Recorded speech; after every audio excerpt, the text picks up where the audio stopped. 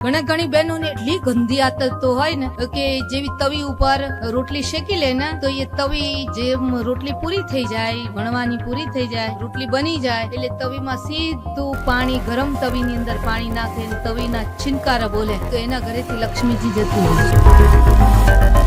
તમે રસોઈ બનાવતા હોય ને તો રસોઈ બનાવતા બનાવતા તમારી જે ચકલો હોય ને, પાટલી જે હોય રોટલી વણવાની, ઈ પાટલી જે હોય ને એ પાટલી નીચે કપડું રાખવું, ખટક ખટક પાટલીનો અવાજ આવતો હોય ને એના ઘરમાંથી લક્ષ્મીજી જતી રહે.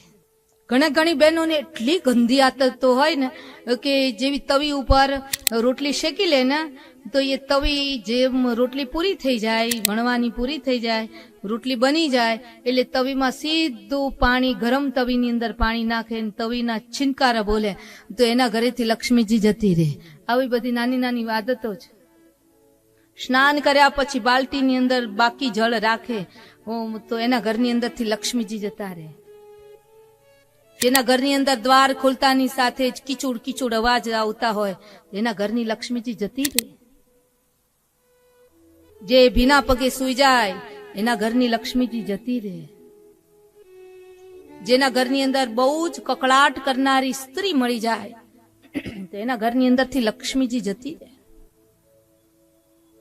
ઘણી બહેનોને છે ને કઈ બીજું તો કામ જ ના હોય, બસ તકરાર કરવી એ જ મોટું કામ હોય. કારણ વગરની તકરારો કરે. બોલો, જે ઘરની અંદર પતિ પત્ની તકરાર કરે, કકળાટ કરે એના ઘરની લક્ષ્મીજી જતી રહે. દેવી ભાગવતજીની અંદર બતાવવામાં આવ્યું છે, પોતાના ઘરની અંદર ભંગાર ભેગો કરે એના ઘરની અંદરથી લક્ષ્મીજી જતા રહે. મહાભારતની અંદર બતાવવામાં આવ્યું છે કે પોતાના ઘરના અગાસીના ઉપરના ભાગમાં ભંગાર ભેગો કરે. તૂટેલી સાયકલ, અરે તૂટેલી સાયકલ તો ઠીક ભંગારમાં દેવાની હોય, પણ તૂટેલી સાયકલના પંચર કરાવેલા પેલા હોય ને ટાયર, ઈ ભેગા કરે. કેવી બાદશાહની દીકરી કહેવાય, બહાદુરની દીકરી. પછી કોઈક પૂછે મારા જેવા કે આ બધો પંચર પડેલી ટાયર ની ટ્યુબ શા માટે ભેગી કરી? તો કે હંગર્યો હરપે કામમાં આવે. લે, બહાદુરની દીકરી કહેવાય. ખરેખર ભંગારમાં દઈ દે, પૈસા આવે તો ઠીક છે, નહીતર ભંગાર વાળાને કહી તારા છોકરાને 2 ચોકલેટ ખવડાવી દેજે, બાકી અમારા ઘરની અંદર આ ભેગું નથી કરવું. જે ઘરની અંદર ભંગાર ભેગા કરે એના ઘરમાંથી મહાલક્ષ્મીજી જતા રહે.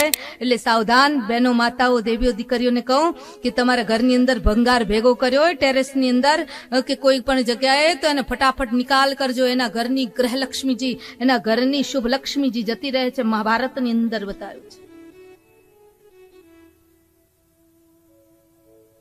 નિર્વસ્ત્ર સ્નાન કરે એના ઘરની લક્ષ્મીજી જતી રહે.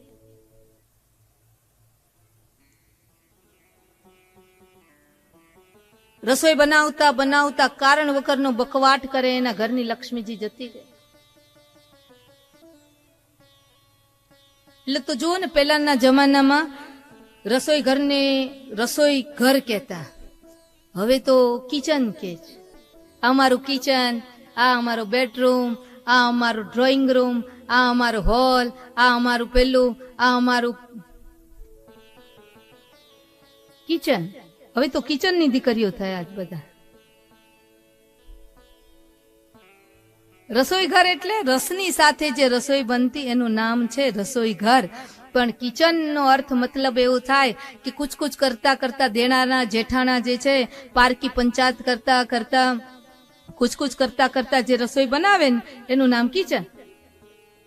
બહુ બધું લક્ષ્મીજી ક્યાં કઈ રીતના પ્રાપ્ત થાય, લક્ષ્મીજી કોને ત્યાંથી જતા રહે, કોને ત્યાંથી સદાને માટે.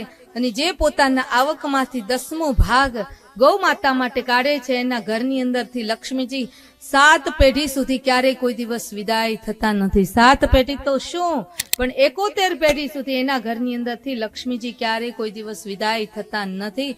પોતાના ઘરની કમાણીમાંથી 10મો ભાગ ધર્મ માટે, યાની ગૌ માતા માટે. ધર્મનો આધાર સ્તંભ કોણ છે? ગૌ માતા છે. દેવી ભાગવતજીની અંદર બતાવવામાં આવ્યું કે જેને આંગણે બ્રાહ્મણ જમે એના ઘરેથી લક્ષ્મીજી કોઈ દિવસ જાય નહીં, પણ બ્રાહ્મણ જમે એનું પુણ્ય ફળ તમને વર્ષે, 2 વર્ષે, 6 મહિને, 6 વર્ષે મળે. પણ ગૌ માતાને જે જમાડે તત્દાન તત્ક્ષણે એ પુણ્યની પ્રાપ્તિ થઈ જાય. ગૌ માતાને જે ભોજન કરાવડાવે, ગૌ માતાને જે ભોજન કરાવડાવે, પછી લાડુનું, લીલા ચારાનું, સૂકા ચારાનું, ગમે તે, પણ તત્ક્ષણે તેને પુણ્યની પ્રાપ્તિ થાય છે. ગાયો માટે જે પાણીની વ્યવસ્થા કરાવે અને વરુણ લોકની પ્રાપ્તિ થાય છે. આટલો મહિમા બતાવવામાં એટલે પોતાના આવકમાંથી 10મો ભાગ ધર્માદા માટે કાઢજો. ધર્માદા એટલે કોણ? તો ઘણા કે અમે તમારી આવકમાંથી 10મો ભાગ ધર્માદા માટે કાઢીએ, બેનું દીકરીઓને ભાણેજ હોય એને આપી દઈએ. પાછા કે 100 બ્રાહ્મણ ને 1 ભાણેજ. આવ્યું ક્યાંથી? કોઈ પુરાણોમાં લખ્યું નથી હો ભાઈ કે 100 બ્રાહ્મણ અને 1 ભાણેજ. અને જો એવું ચાલતું જ હોય તો જ્યારે આપણા ઘરે કોઈ વડીલનો દેહાંત થાય તો બ્રાહ્મણને બદલે ભાણેજને બોલાવી લઈએ, ના ચાલે? ભાણેજને દેવાનું છે, ભાણેજને દો. બહેનોને દેવાનું છે, બહેનોને દો. દીકરીઓને દેવાનું છે, દીકરીઓને દો. ગાયોને દેવાનું છે, ગાયોને દો. અને બ્રાહ્મણને દેવાનું છે, એના જેના અધિકારી છે એને આપવું જોઈએ.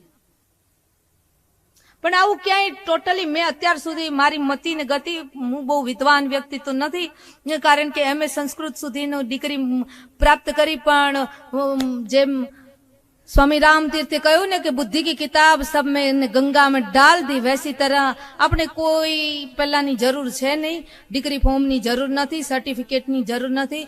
બસ એક માતાજીના માય ભગત તરીકેનું સર્ટિફિકેટ મળી ગયું, મોટામાં મોટું સર્ટિફિકેટ છે. પણ કહેવાનો હેતુ એ છે કે મારી બુદ્ધિ બહુ લાંબી ચાલતી નથી આ બાબતની અંદર કે 100 બ્રાહ્મણને 1 ભાણેજ આવું ક્યાંય કોઈ શાસ્ત્રની અંદર વાંચવામાં આવ્યું નથી. તમારે વાંચવામાં આવ્યું હોય તો મને કહેજો, તો આપણે એમનું નામ ઘોષિત કરાવીશું કે આ ભાઈ ફલા બેન કે ફલા ભાઈ આ શોધી આવ્યા છે. સરસ મજાનું પોતાની આવકમાંથી 10મો ભાગ ગૌમાતા માટે કાઢે તો એમનું કલ્યાણ માં જગદંબા કરે છે ને એમના ઘરની અંદરથી ક્યારેય લક્ષ્મીજી વિદાય થતા નથી.